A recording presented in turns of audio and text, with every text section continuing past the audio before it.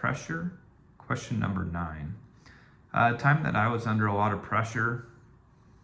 Um, when I'm off duty, I like to work on my house.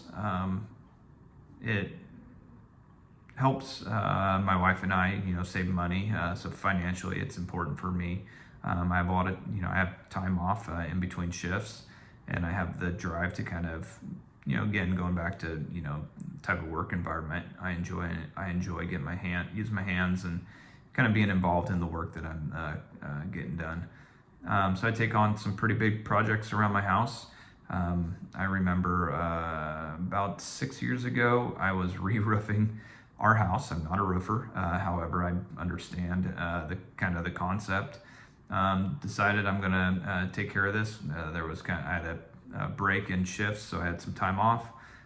The weather was decent, so I went for it, tore off our roof, and then went to start putting it back on.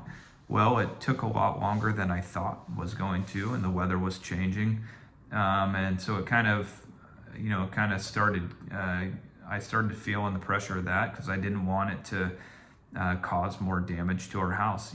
I take on these projects again for to save money, and I thought that I was going to cause more problems by taking on this big project and kind of falling behind on my timeline. I ended up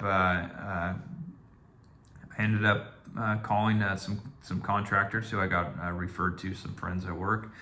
They were able to kind of squeeze me in and come over and give me a hand. And we were able to get through it. It wasn't how I wanted it, the project to get done by spending a little bit extra money, but the project, we were able to kind of get stuff buttoned up before some heavy rains came in. Looking back, it's one of those things where we have to understand that even though there's as much planning that we can plan for everything. However, it's the unexpected that comes up that we have to be able to navigate through.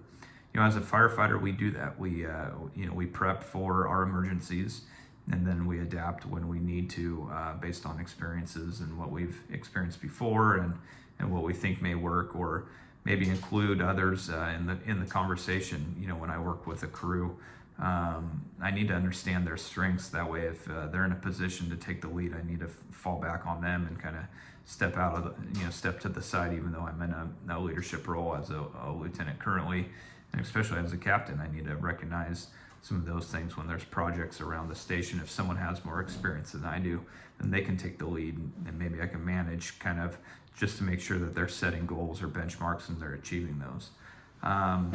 It was,